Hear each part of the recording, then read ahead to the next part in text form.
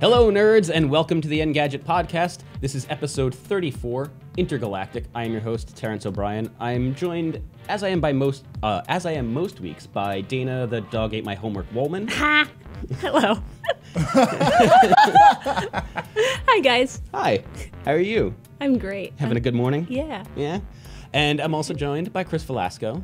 We're already having a great day. We are. We're off to a great start. We are most mornings. We roll in here most days for the podcast. I feel like a little loopy, a little tired, and feeling a little crazy. I know Dana had a fun conversation to start her morning, trying to translate wank from British English to American English. You're just dialing I'm diving right in. to 11. This is how we start our days. This is like... I feel like it's important for our viewers and readers to understand that we're people like you, and we have really intense debates over wanking. Yeah. So the context is... I don't think we need context. No. You can go ahead. No, it's fine. When people have uncomfortable questions, they come to their work mother instead of their work father. But I really think they should be... They should be coming to me with these. Yeah, why not? Because work dad is scary sometimes and he yells. It's not even that. I think we all just understand work mom is just going to handle it so much more hilariously. Yeah, she's going to blush and bury her head in her hands. Yep. It's going to be great. Yep. Hello. We're going to get into this a little bit later, but yesterday you had a fun day.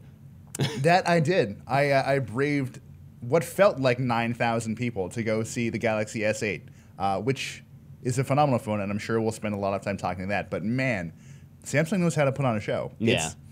It wasn't my favorite. I don't know if you guys remember this, the Galaxy S4 launch a couple years ago, where they had like the faux Broadway thing. Oh, and I was there for that. And Will Chase, like an actual Broadway star. I think he did like a Miss Saigon that was very, very good. He emceed the whole thing, and it was just like tone deaf and bizarre. And they've dialed back from that in ways that make it feel more and if you're mature, just but coming less off fun. the Note 7 apology tour, I don't think you get to put on a Broadway show.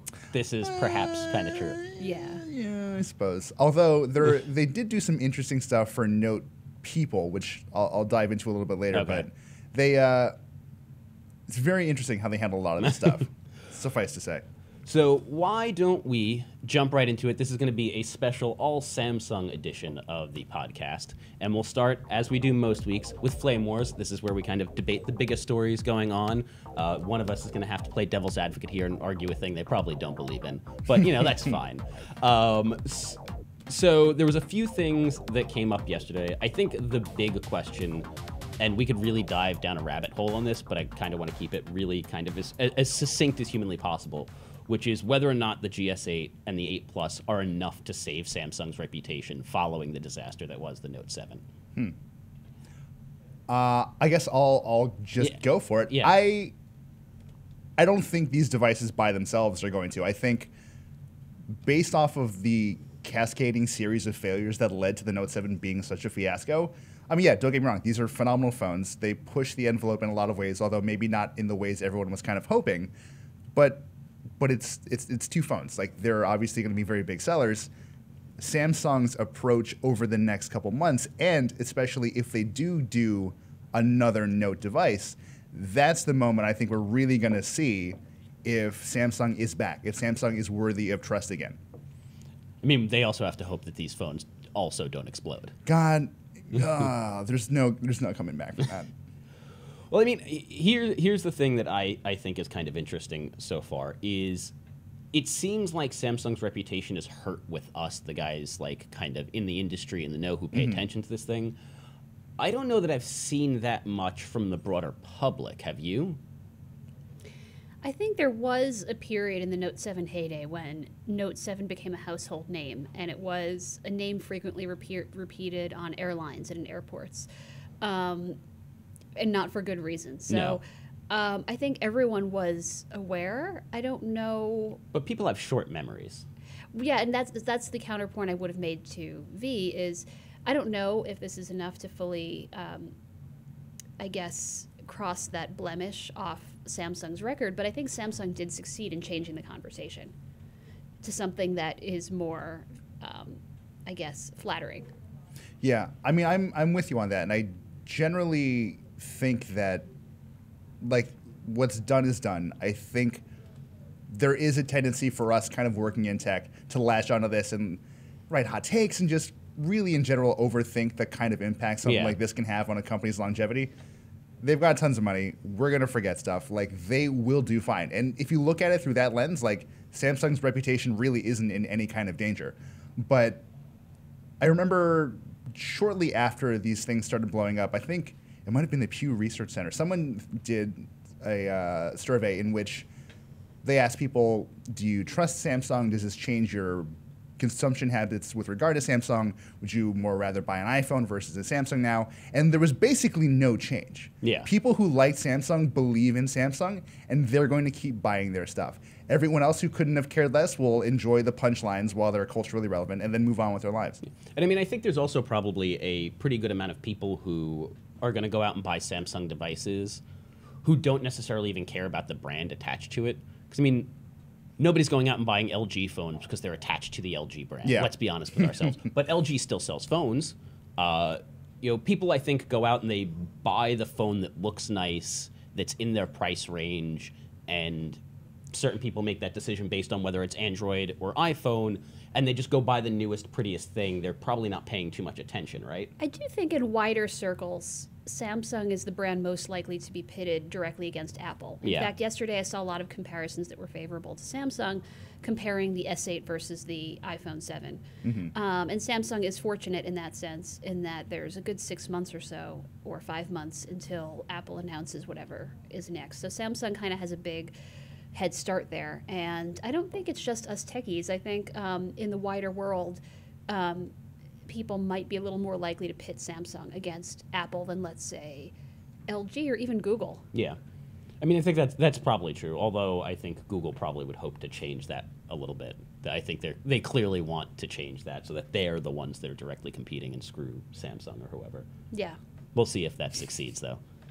They have quite a while to go. One of the other things that came out yesterday was Samsung finally kind of sort of released Bixby, their AI virtual assistant thing. There's a whole bunch of interesting things about it, I think, but the really big question is whether or not Samsung even needs a virtual assistant of its own. Why not just take Google Assistant and put that in your phone and just save your time and effort, right? I think there's an argument to be made that Samsung has built its mobile ambitions a lot on customization and being able to make your device sort of uniquely your own. So, I mean, yeah, don't get me wrong. The Galaxy S8, the S8 Plus will have Google Assistant right out of the box. Like, if you want that, if that's your life, man, go for it. Enjoy. But I think what really kind of seems compelling about Bixby to me is that, sure, they've got, it exists in three sort of disparate modes. You've got the vision stuff, you've got the voice stuff, you've got this home screen thing that gives you suggestions. They don't always feel the most connected, but they do feel very complete. Okay. So ultimately, Samsung has said that they want to build an interface that will let you interface with the S8 and S8 Plus just as effectively as you could if you were touching the screen, which to date is a thing that hasn't been accomplished by Siri or Google Assistant. It doesn't have that system-level capability. That is very exciting to me. And I think while the use cases in that respect will be limited for less technically inclined people, it does sort of put the onus on everybody else to try and figure out how to make these interfaces feel more whole, which I think they've been struggling with for years. Do you think, though, that maybe Samsung is putting a little bit too much effort into basically trying to build and push its own third alternative ecosystem with this? I generally feel that way, and I also feel like this idea that you would need something like voice interaction to interact with the elements of the OS as opposed to using your fingers, that's almost a problem of Samsung's own making. Complicating and adding stuff to the stock Android experience. In general, I'm not super big on what Samsung has been doing in terms of duplicating a lot of Google apps and services. I do think it's cool that Bixby has facial recognition and sort of takes a step beyond Assistant. I think in that sense, there's an argument to be made that why should Samsung wait for Google to catch up and implement technology that Samsung already has taken the time to polish? That's fair. I mean, I could see Bixby helping push maybe the market forward a little bit. I have problems seeing it catching on even among Samsung users. Well, see, that's the tricky part. And to be fair, the stuff that we were shown prior to the event yesterday didn't really give us a whole lot of room to get hopeful because it was very, very beta. The voice commands were in inoperable state, like you could not use them. So that was actually something that I thought was pretty interesting and kind of alarming in many ways. So the phone comes out when? April 21st. April 21st. That is coming up real quick. And they're going to be working on it up until April 21st and beyond. Samsung has been sort of opaque about when we'll actually be able to get it. There is a decent chance that the voice part of Bixby isn't there when you buy the phone. Or when we get our review units. Or when we get a review unit, which is... So Samsung is going to launch a virtual assistant that doesn't talk, basically, or that you can't talk to, more or less. Which I don't think that's the biggest sin. I still kind of look, as excited as I am by the possibility of talking to Bixby, I don't like talking to phones in general. I feel like an asshole. So I get if that. you had one thing to not ship with, I kind of would rather it be that, and it be good when it does show up. That's fair, and I can understand that point. I just think it's, it's one of the expected features of a virtual assistant is you can speak to it. If you can't speak to it, is it even a virtual assistant anymore? And Samsung has some catch up to do. I mean, not only is Bixby late to the game compared to everything else, but people, to the extent that people can feel emotionally attached to these personal assistants, everyone knows what Siri sounds like. Cortana is based on the voice of a popular video game actress. And the Google Voice, at least, that experience matches what people already had using Google Voice Search on whatever phone operating system they have. So Bixby is the only true newcomer right now. And I don't just mean that it's late, but just that who the hell is Bixby? Yeah. That's really interesting you bring that up because one of the biggest moments of disconnect I had during our sort of pre-hands-on time with the phones was and this might just be me, I take Bixby as generally kind of a male name, but the voice is female. So there's you don't really, I didn't get the feeling that I was talking to who I was supposed to be talking to, which feels bizarre to kind of say out loud, but the expectation there, I think, is important for Samsung to manage, right? Yeah. You have to build this personality that you want to converse with. And to have something like that doesn't, it introduces a level of abstraction right from the gate, it just feels very strange. Yeah.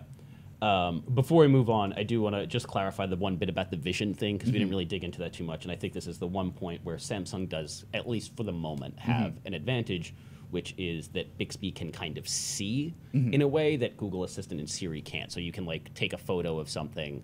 I think in your hands-on video, you took a photo of a package of Tylenol or something. Yeah. And it immediately recognized that it was a bottle of Tylenol and pulled up pricing. So if you want to do price comparison stuff, which is all kind of useful, and I dig that.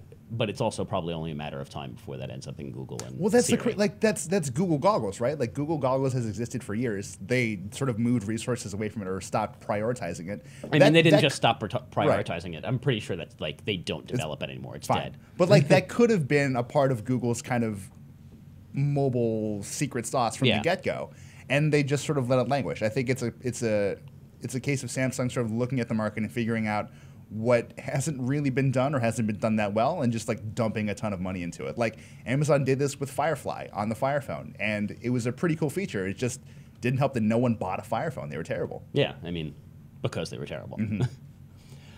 So our last topic here is one that I have a feeling I'm going to get yelled at a lot for, based on our earlier conversations, and that is Samsung's DeX. So DeX is their weird little dock that you can drop your phone into, connect it to a monitor, a keyboard, a mouse, and use your phone as a desktop PC.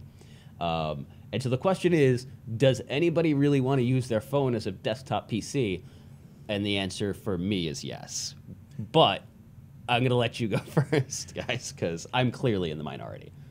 Dana, do you want to jump in and I'll add something that I think is interesting Anyway, go ahead. So I've always thought, in theory, it is a cool idea. I'm sure that the advancement of chips, chip technology is helping to start. Although it does sound from Sherlin's hands-on that a solution like this is still best suited for the basics, right? Yes. Yeah. So I'm not doing this at work or when I'm working from home. So then, when am I doing it though? I have no idea. Like for me, and I think for people like us, like it does not fit into our lifestyle at all. Terrence, you're going to disagree? No, I'm actually going to agree with you. Oh, okay. Well, like we're constantly living our lives bouncing from screen to screen to screen.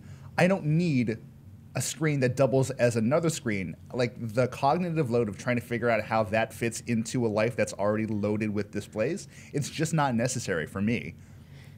I guess my question, though, is, so I mean, I think it's a cool idea in theory.